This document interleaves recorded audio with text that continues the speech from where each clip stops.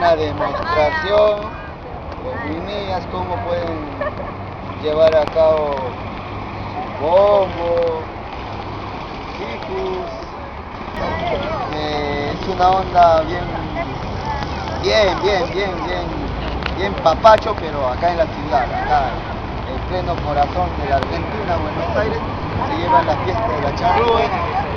Y acá también, pues, podemos ver dentro de cada uno, dentro de cada persona, una particularidad de repente que lo han enseñado, o de repente que genéticamente lo tienen porque los papás, bueno, los papitos no, ya lo han inculcado. Bueno, chicos, feliz, salud.